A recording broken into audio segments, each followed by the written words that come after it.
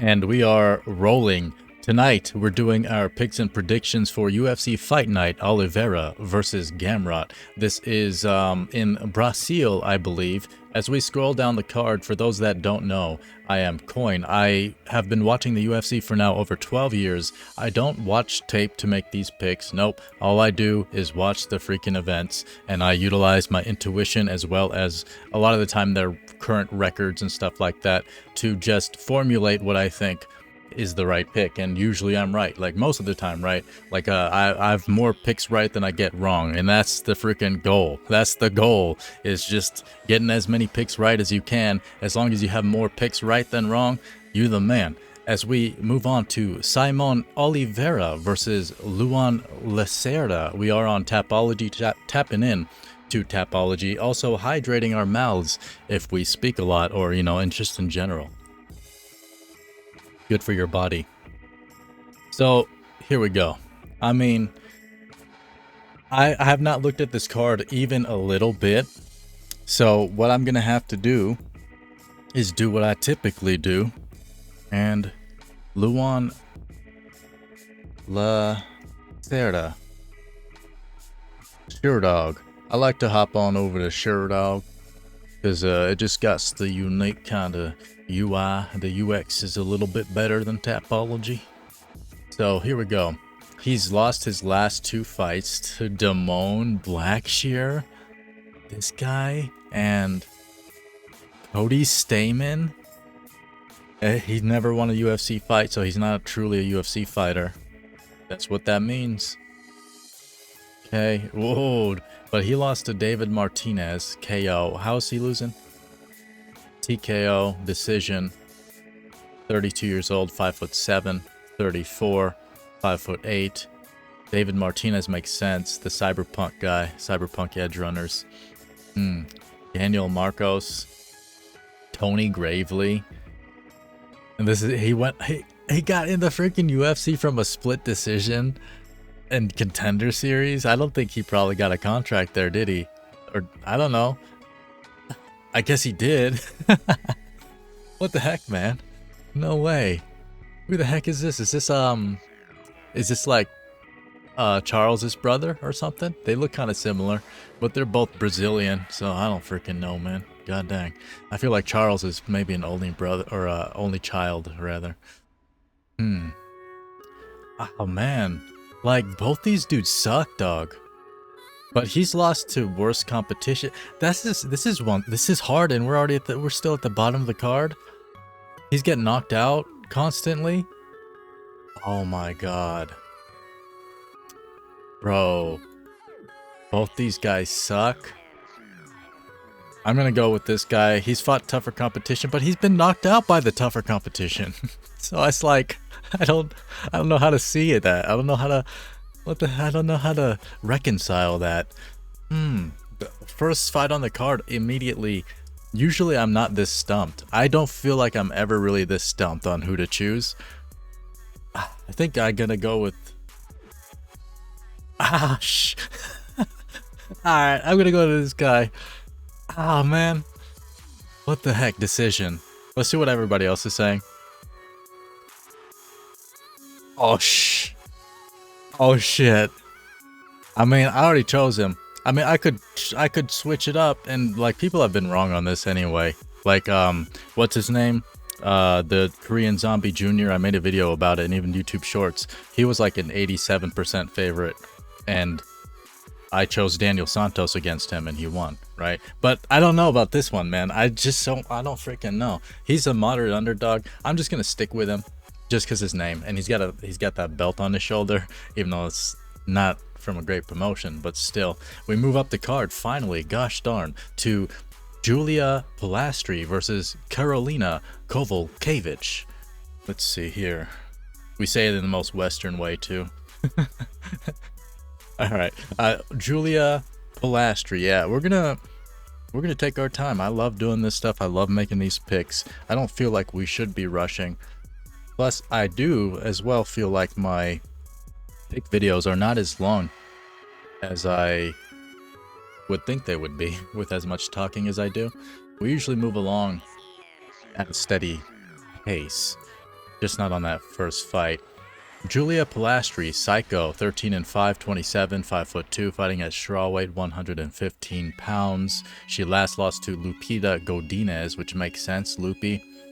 Corey McKenna, good split, I guess, maybe. She lost to somebody with the name of Knutson. Dang. I guess you're a woman. This is less bad. Less bad. Okay. Karolina Kowalkiewicz. Yasmin Lucindo. Yeah, young. Makes sense. Denise Gomes. Let's see. Right, yeah. She makes sense too. Because, like, Karolina's not been doing terribly. I mean, you can see it right here. Right there. Yeah. She did terribly right here. Big old string, 5 losses. And then she went on a 4-fight win streak. And then she fought tougher competition and lost. So, 39 years old. She's taller. She kind of looks like Joanna right there a little bit in the face. I'm gonna... Okay. I feel like this is another one. This is interesting. Why am I like... I mean, it is a woman's fight. It's a woman's fight. This is... Yeah. That's kind of a thing with women's fights. It makes it a little bit harder to choose, I feel, a lot of the time. But... 5'3", she's shorter. And she lost by decision to these two. Sierra Rodriguez. Yeah, she's on. This girl's untested. She's not really been in that long. Knutson. Man. Jasmine. Jazz Divisius, and oh yeah, that makes sense. That loss. And how'd she lose to her? Decision. That means she's pretty tough, I feel. She's only lost decisions now that I see it. I'm gonna go with Julia. She's younger, way younger. She went with the freaking savage Jasmine. Jazzy Jazz. Oh, Jazzy girl, you're such a good girl. Yeah, I'm gonna go with the younger girl. She looks super young there. We're gonna go via decision. Yeah, she's gonna beat the older woman. Yeah, just in a competitive fight, probably. As we move up the card to Valter Walker versus Mohammad Usman. I never have faith in Usman, except maybe now. Actually, let's, we didn't see, real quick, tail of the tape, Polastri. Yeah, most people got Polastri. I do like to check that after I make my pick, but I don't like it to make it sway me, you know? But at the same time, if it ever does, then it wouldn't have been that often, because I usually don't let it sway me, the tail of the tape here on Tapology. But maybe it will in the future. Who knows? You gotta let yourself be open to certain things in life, and that's not such a bad thing to be open to. It's changing your mind. It ain't bad, I promise you that. As we move on, let's Google them, because SureDog search sucks. Valter Walker, and then you just click on SureDog from Google. There we go. Righty. 14-1. 27, 6'6", 245 pounds. He beat Kennedy and Shikuku. I don't know why I added extra on there. Dontel Mays. Junior Tafa. Freaking. All these guys kind of suck, man. I mean, and he lost to some guy called Lucas Bresky.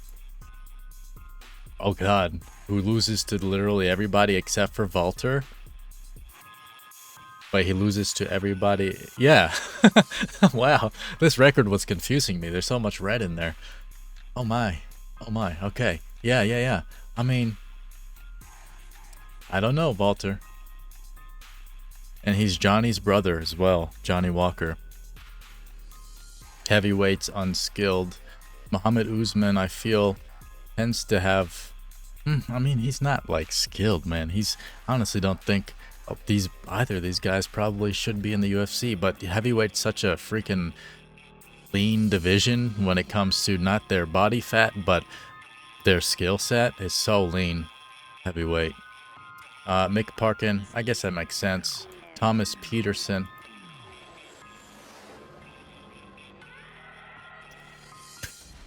Dang, dog. They're making good matchups, I feel.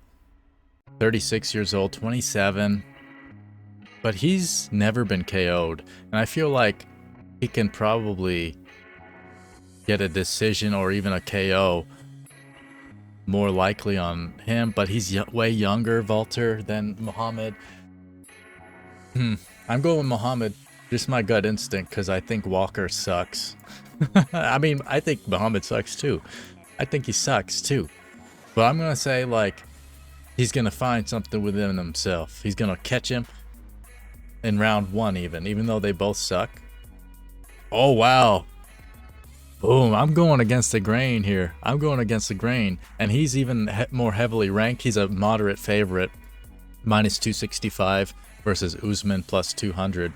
I just feel like Usman's a game player. He's like his brother a little bit, just way worse. But in the sense that he plays the game and he can probably survive in that sense. And Walker's a little bit less of a game player, I guess. I don't know. Like, it's not that he's less technical. He's probably better than Mohammad, but like it's the way you fight as well, right? Styles make matchups, but we'll see. I mean, maybe he'll knock out Mohammad. It's just because Mohammad has never been knocked out until now doesn't mean that he will never get knocked out. It is heavyweight, and they are some heavy boys. As we move up on in this card to Lucas Rocha versus Stewart Nicoll.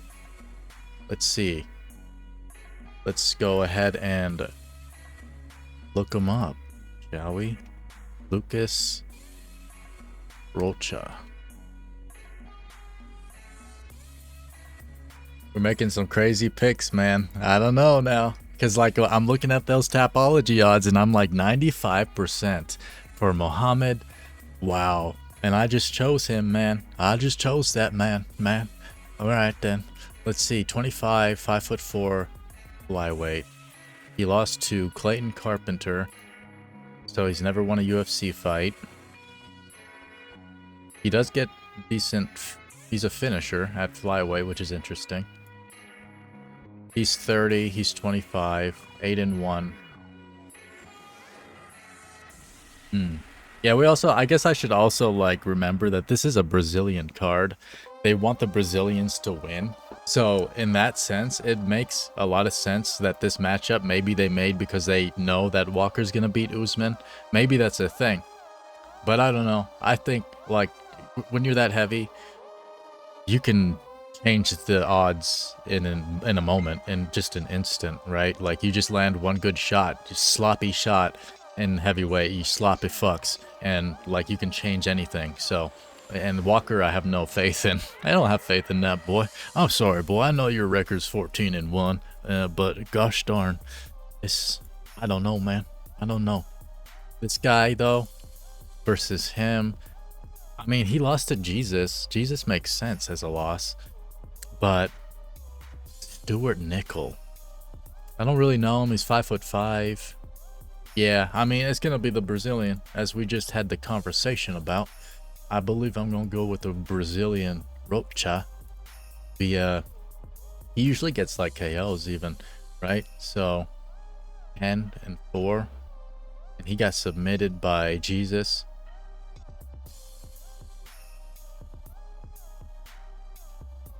Yeah, I mean, he got submitted by freaking, who the heck is this guy? Clayton Carpenter. Clayton Carpenter. Huh. Right. 29. Alright, we're gonna go with the Brazilian via KO, TKO. Let's give him like 3 rounds. Well, when does he... he's only lost once, huh? In round 1. Let's say he's hyped. Let's say he's hyped off. It's gonna be a flyweight banger. Round 1 TKO for Rocha. What was everybody else saying? 71% for Rocha by decision, and about 16% are saying KO, TKO. Okay. Let's move on up the card to Irina Alekseeva versus Beatriz. Wait, Bia Mesquita. They have their names different. Beatriz, yeah. And they're on different sides, like red corner and blue corner on each of these. I don't like when that happens. There's a standard to it, man. There's a standard already. It's like the freaking, the one with the bigger name or that's higher ranked goes first. Who's the one wrong? Is it UFC that's wrong? Probably Tapology. They do that with the Contender Series as well. They just swap the freaking fighters on the other side. But anyway, it's fine. It doesn't matter that much. Okay, they have unique names, right? So, Russian Ronda. I mean, yeah, I mean, I'm probably gonna be looking up every single fight on this. Irina Alekseeva. Let's see.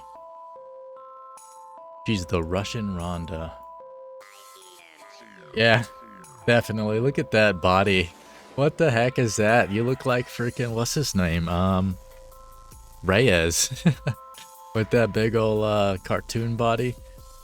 The big old torso. Let's see, 35. 35 though. Interesting. 5-3. She's lost. Oh girl, you're losing to nobodies out here. Who the heck is Claudia Sigula and Melissa Mullins? No way. And this girl's Brazilian. She's coming out of LFA. She's 34. Not too much younger. They're at 135. She gets pretty much all finishes, but she's only had 5 fights. And I wouldn't say she's fought tougher competition necessarily, although Stephanie Egger, I remember. Nah, alright, yeah. We're gonna go with the Brazilian again. Brazil with Beatriz Mesquita. Yeah, we're gonna go with her decision. Let's see what everybody else is saying. Yeah. Submission. 57% are saying submission. Only 35% are saying decision. I'm gonna go with decision. I feel like if you're called Russian Ronda, you can avoid the submission. You know? Come on, Russian Ronda, you can avoid that submission, girl. Vitor Petrino versus Tomas Petersen. Or Thomas, he's from the US. Okay, let's see. Let's go. I mean, I think it's gonna be Vitor, right? Vitor Petrino. But let me close these other tabs as well. Don't forget to close your tabs and hydrate your mouths right now. Okay, Vitor Petrino, 12-2. He just beat Austin Lane, the football player who sucks. He lost to Dustin Jacoby, tough guy. TKO'd, or KO'd rather, by a punch. And Anthony Smith via guillotine. Anthony's a veteran. I shouldn't really chuckle at that. But 28, 6'3", 250 pounds. Right. Yeah, heavyweight. Yeah. 250, and he's going to be around the heavyweight limit. This guy, Thomas Petersen, the Train. Thomas the Train. I get it. He's 30. Not too much older. He beat Dontel Mays. Lost to Shamil Gaziev, which makes sense. Yeah. Okay. He lost to Jamal Pogues. Does that make sense? He beat Mohammad Usman. Who's Mohammad Usman again? Oh, right.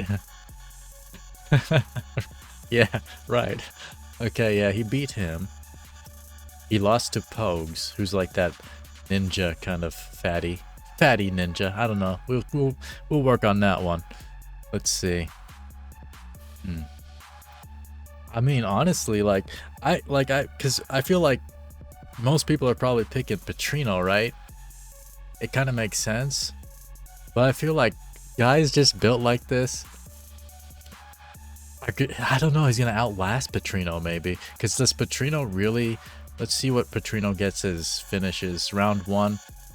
But that's Austin Lane, man. Austin Lane's freaking trash. Round 3 decision, KO. Round 2. Yeah, I mean, and then you go too deep. It's way too regional. Like, doesn't matter back there. I mean, I feel like this guy's gonna outlast Vitor. And how does he lose? KO and submission? He's been KO'd before. And he gets KOs, dog? I don't know. Like, we're in Brazil, but I feel like this guy, Thomas Petersen, has a good chance of winning it. I don't have any faith in Petrino, really. I feel like Petersen's just built to beat this guy. We'll see, though. I'm going to go KO TKO round 2. They're gonna warm up a bit. He's gonna get a little bit tired, Vitor, because of this guy's big old body, and then he's gonna get KO'd. Let's go with that. But look at this. 77% for Petrino, or 94 rather, but 77% for KO TKO. Look at my picks. Look at my picks. I still got all my videos up since I started this on September 11th, 2025, not 2001. And bro, my picks have not been bad except for the very first card I did. The very first card I did was not good. But my picks have been good ever since then, even with Contender Series. So I like maybe tonight's gonna be a bad night for me because I'm picking against a lot of these heavy favorites, and I can see Petrino beating Petersen because look at this. I mean I was gonna say, look at this. The competition he's fought is higher. Not really. Like, yes, with Anthony Smith, I think so, and even Dustin, but he lost to both of them, right? He lost to both of the ones that are higher competition. Like, he's never won against anybody actually really good. I guess Modestus isn't terrible. He's pretty good. He actually did beat Modestus. That's interesting. But he caught him, right? He caught him round 2. I don't know how that fight went. Maybe Modestus was winning, because I actually think Modestus is pretty good. But people get knocked out, like I said, at heavyweight. So, I don't know. I'm going to stick with my pick. It's crazy. I know it's crazy. 94%. And you can shit on me all you want over it, too, if I lose that one. It's fine. Like, I'm totally fine with it. Let's go with the next fight now. Jafel Filho versus Clayton Carpenter. I like to show them on the actual UFC website for some reason. I guess because their portraits are the most up to date here. And then we use our methodology of looking for one of these two fighters. Wow. I mean, I'm not even feeling like the picks are wrong, to be honest. I'm not. Like, they've been hard to pick, especially starting off from the bottom. I feel like they've been hard picks to call on this card so far, but I don't know, maybe I'm just tripping. Maybe I'm just tripping and they're not as hard as I'm thinking. And maybe you should just be choosing every single Brazilian on the card. You know, they're in Brazil. Let's see, Tagir Ulanbekov. This is Clayton Carpenter. This is a 125-pound fight. Yeah, I mean, this guy's Clayton Carpenter, nah. Alan Nascimento, he beat Ode Osborne. And whoever that is, lost to Mohammad Mokayev. Yeah, that makes sense.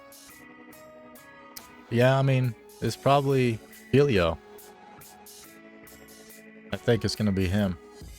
Let's choose him. It's like a decision, probably. Oh, 10 submissions, 5 KOs. He almost never goes to decision. Interesting. Right. Wow. That's interesting. So it's probably not going to be a decision.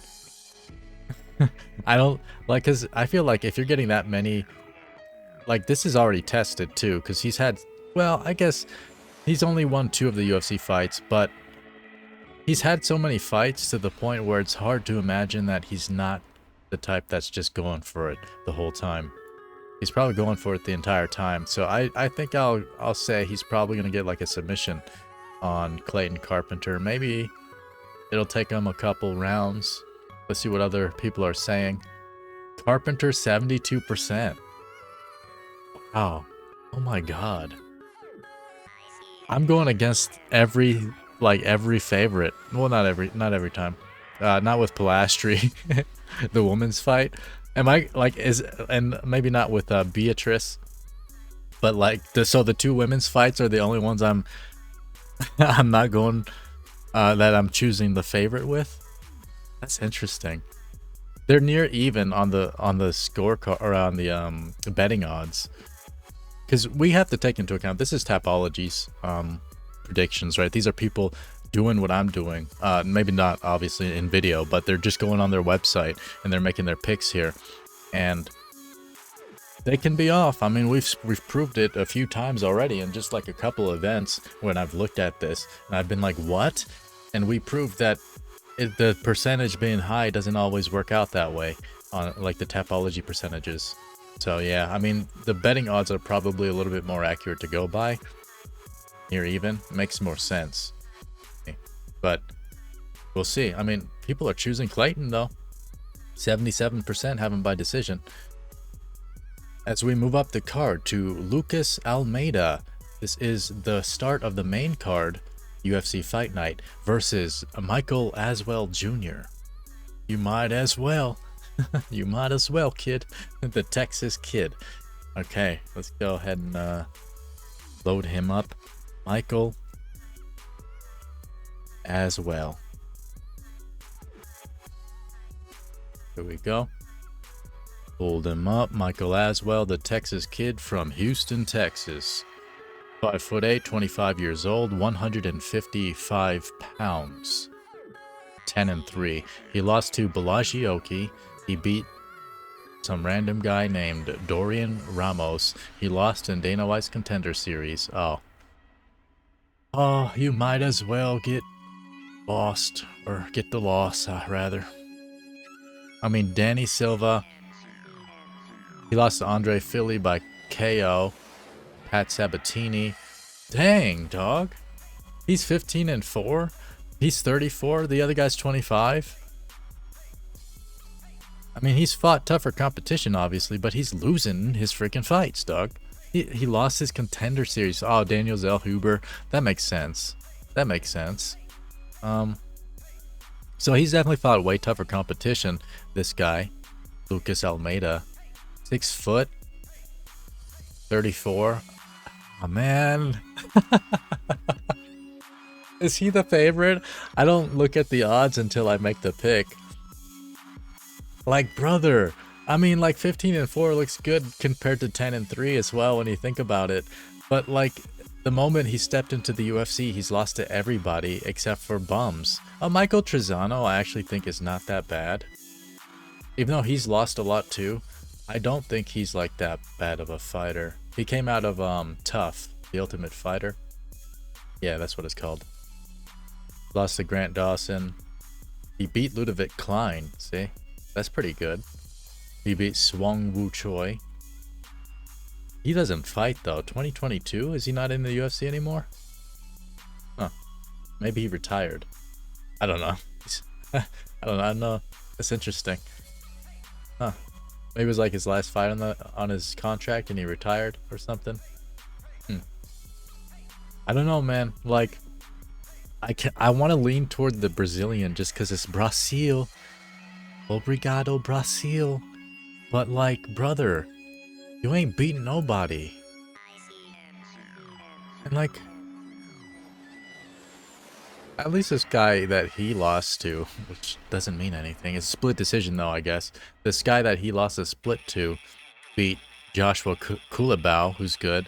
And my God, man, like when I see a record like this, I have no faith.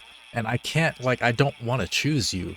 Like, I can't choose you based off this. But this guy, to me, is it, like, impressive? No, it's not. There's nothing impressive about it either. But it's not as unimpressive. Because he has, in my mind, and of course it could just be bias, psychological bias, but in my mind he has a higher ceiling. He's 25 years old. He's not going to be as lanky. This guy's 6 foot and they're fighting at like lightweight or what? Because his weight's saying 148 pounds there. It's like, man, like this. What's funny is because like I feel I'm gonna choose him. I'm gonna choose Michael Aswell. I'm gonna choose him, and I can see like just this guy going in there blasting him, and everybody making fun of me for this pick. But dog, I don't know. I can't rightfully choose this guy based off his freaking record. Your record sucks, bro. You freaking suck, my guy.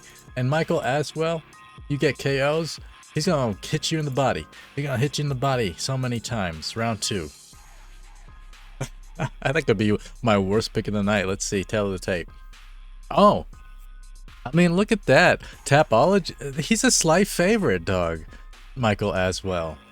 Maybe I was tripping. Like, I feel like this was like the silliest pick I've been making. But maybe one of the other ones is. Let me know in the comments. But Michael Aswell by decision. Like, most people have him by decision. I'm just going to go with KO, TKO. Because of this guy's lankiness, Lucas's lankiness. It says he's 5'11" here, though.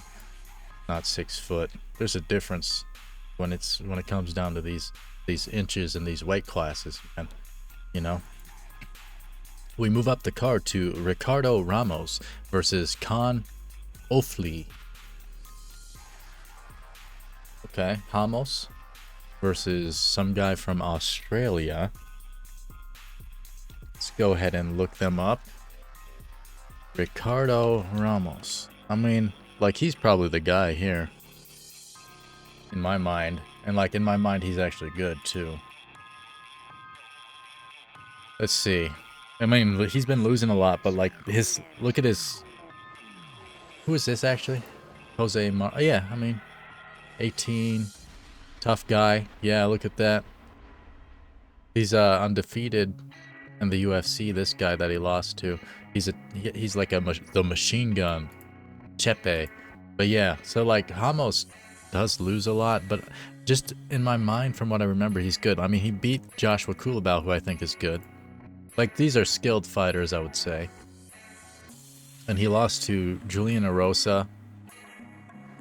Yeah, I mean, Julian's good. He's freaking strong. He has a strong record. He lost to Charles Jourdain, who's also good. From Quebec, I believe, yeah. Canada. He lost to Gene Silva, Sean Woodson. Yeah, he's not terrible, but he's not, like, amazing, but he's good.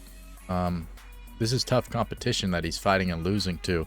And, like, you might be thinking back to the previous pick we just made, how I was looking at his record and he was losing. But it's different. This record's different than the other guys. Plus, he's been in the UFC way longer. We can keep scrolling down. Yeah, I mean, you scroll way down here. To 2017. He beat Ayman Zahabi, who's good. I think he's good. He lost to Saeed, but dang. Spinning back kick and punches. Dang, Saeed. Good job. Journey Newson. He lost to Lerone Murphy. Makes sense, but also by KO. Which is interesting. Bill Algeo, who's not great, but is a good win, I think. Zubaira Tukugov, whatever that name is. He lost to him. Decision. Let's see. This guy, 11-4. Freaking nobodies. He's never won in the UFC. Lost 2 of his fights to nobodies in the UFC who've probably also never really won in the UFC. Let's see. Although they have. This guy has. But this guy. This guy has 2, but... Oh, Sadiq Yusuf. Okay. Alright. I was prejudging these guys. These guys aren't even on the card. Let's just make our pick.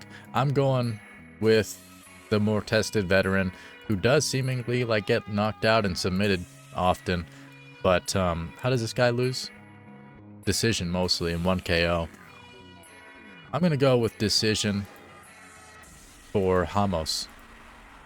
Something like that. Let's see what everybody else is saying. 82% say decision for Ramos, or 76% decision, but 82% overall. As we move up the card to Jonata Diniz versus Mario Pinto. Yeah, oh, that's a good picture right there. I might pick you off that freaking picture, dog. Let's see. Jonata Diniz. As we hit up Sherdog again here. Don't forget to hit up the like button and subscribe below. 34 years old, 6'4", 258 pounds. And Mario Pinto. Let's see here. Alvin Hines. Okay, Marcin Tybura. Austin Lane. Win makes sense. 9-1, huh? There we go. Finally loaded. 27, 6'5". Okay, a little bit taller, a little bit lean. 247 pounds versus 258. He also just beat Austin Lane. Hmm. I mean, they're both untested. This guy's been in the UFC more, so that's a better sign for sure. 7-1. He's lost one by KO. He's never lost at all. He's 27 versus 34. This guy's a little bit bigger, a little bit leaner, probably a little bit more skilled. Maybe. I don't know. I've never seen him fight, right? Or I must have. I've seen this for sure. I just don't remember it. March 1st, 2025 against Austin Lane. I'm gonna go with this guy. KO. Round 1. Boom. Let's see. Everybody else has him. Yeah, 83% via KO, TKO for Pinto as well. And he is a slight favorite. As we move up the card to Vicente Luque versus Joel Alvarez from Spain. Let's go ahead and tap back in. Vicente. Oops. Luque.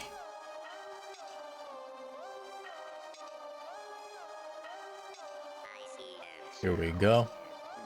23-11. Of course, Vicente is an Uber veteran. He's been in here for so long at this point, has so many fights. You go way down here, 2015. He lost his UFC debut to Michael Graves. Yeah. Okay. Got submitted. He beat Temba. Yeah, makes sense. Makes sense.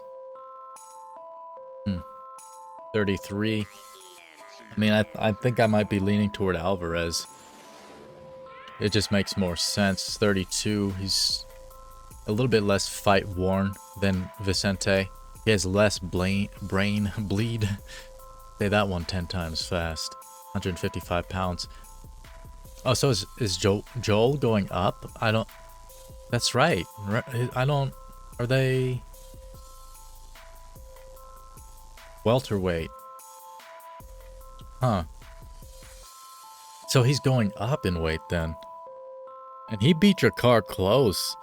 Ricardo, like, as much as I make fun of him sometimes because he has like such a goofy fight style, he doesn't look like a fighter at all. Like, he's been winning. This guy stays winning, dog, except for against Benil back there, and you know, Joel back here. Yeah, I mean, I think he's just, plus he's 6'2". Like, he's gonna be bigger than Luque, right? Again, like, being taller doesn't make you bigger necessarily, especially if you're going up in a weight class, because these are 155 pounders. Yeah, and they're fighting at welterweight. So, I mean, usually that's something to think about pretty hard, but like, this guy seems like he'll probably be like just as big, if not bigger than Luque. He'll definitely be taller and probably throw up a bunch of knees like that. So, and Luque is hittable. Luque is very hittable. I'm gonna go with Alvarez via KO, TKO. Let's say round 3, because Luque is also quite durable. As we check out the tail of the tape, he's a heavy favorite. Joel Alvarez via KO, 78%. 94% of all users are choosing him. Yeah. You can't see specifically what people are choosing, which round, I guess makes sense. But I wonder what people have it. Are people thinking round 1? Because I don't know. Maybe. Like, honestly, I think it can happen. But Luque is super durable, so I wouldn't bet on that for sure. Davison Figueiredo versus Montel Jackson. We move up to the co-main event of the night. Number 6 versus number 15 in a bantamweight fight. Let's go ahead and hit up Davison Figueiredo. And down here. Usually I don't pop up Google. That's fine. Doesn't matter. Okay, here we go. 37 years old versus Montel Quick Jackson, who's 33, 5 years younger, 5 inches taller. Honestly, like, Montel's, I didn't even realize he's been undefeated for this long. But that's also interesting. I feel like he's fought tougher competition than what I'm seeing here. But I guess most of them are, like, I feel like the tougher competition he had is in the beginning. Like Ricky Simon. Ricky Simone, Brian Kelleher, and I saw another name that is a tough guy, but yeah, huh. Yeah, but his build, his size, Davidson's kind of old now, and he's like, he got by Corey that way. I feel like Montel can probably do something similar. Maybe not as impressively, because he got injured with the, like, I guess he got kicked to the knee or something, and Corey heard a crunch that he liked. I like hearing crunches too, but we're gonna go with Montel. I think Montel's actually gonna take Davison out. Maybe say Davison lasts one round and Montel just blasts him or something in round 2. Let's check out the tail of the tape. Jackson, this is like 50-50 on Tapology picks here. 52% for Jackson. He is a moderate favorite. Yeah, and most people say decision. I feel like just like their style, the way they fight, like Montel, 8-1. He gets a lot of decisions, you can even see. But I mean, he knocks other people out, but Damone sucks. Honey, you know. But I mean, I don't know. Styles make matchups, right? And like, it's not like Davison is not. It's not like he's immune to getting knocked out. But he doesn't really. I mean, it took a lot from Brandon Moreno, but again, I feel like Montel probably generates more power than Brandon, especially if he's at a distance, maybe throwing kicks at freaking Figueiredo's body or something. I don't know. We'll see, but I could see a decision too, for sure. 100% decision would make sense. As we move up to the final fight on the card, the main event, number 4 Charles Oliveira versus number 8 Mateusz Gamrot. Yeah, here we go. I mean, I'm not even gonna look up their records because, like, I guess I know theirs kind of the most between anybody else's, or maybe I should, just because I've popped it up every single fight so far. So why should I not do it for the main event? I've popped up the fight. Their fight records. There we go. Every single time. So why not this time as well? Charles Oliveira, 35 years old, 5'10", 155 pounds, 35-11 record. Versus Mateusz Gamrot, 25-3, 34 years old, 5'10". So they're the same height. Mateusz is just a year younger. These losses make sense. Ilya, and yeah, that wasn't that long ago, but Mateusz is typically not knocking people out that much. 8 out of 25 are knockouts, and probably not too many in the UFC. Yeah, I mean, there's that one with Rafael, but that was like a knee injury from, I think Rafael was throwing a kick or something, and he messed up his knee. Jalen Turner, split decision. Beneil Dariush.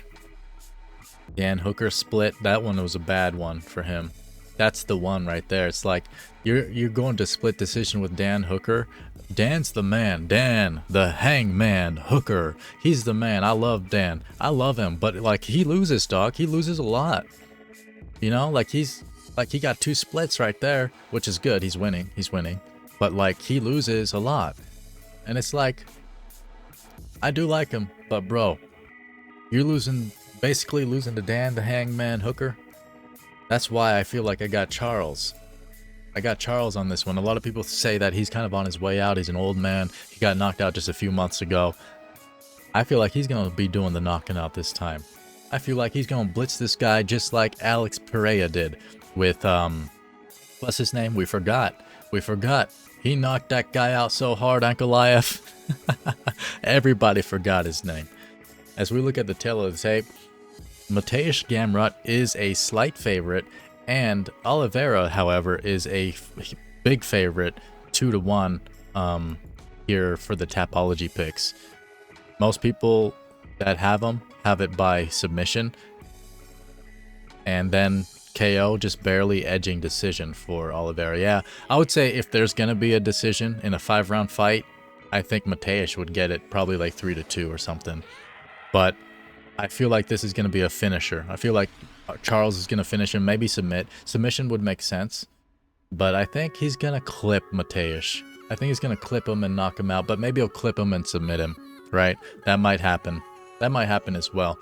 As we finish the entirety of the card, UFC Fight Night, Oliveira versus Gamrot. Don't forget to check out my VPN. I'm sure it's been popping up on the other side of the screen the whole time. I haven't been looking. www.coin.me. And you can also get a very private access via cryptocurrency. You just need an email address, a little bit of crypto, and you have a blazing fast VPN that you can use for anything. You know, you can torrent all you want. I don't give a shit what you doing, brothers and sisters. Do whatever the heck you want on that thing. Download, upload, whatever the heck you want. For now, this has been the card. This has been the picks. Leave your comments down below. Go ahead and rag on me on some of these picks if you want to. I ain't sensitive, boy. You think I'm sensitive? I ain't freaking sensitive, boy.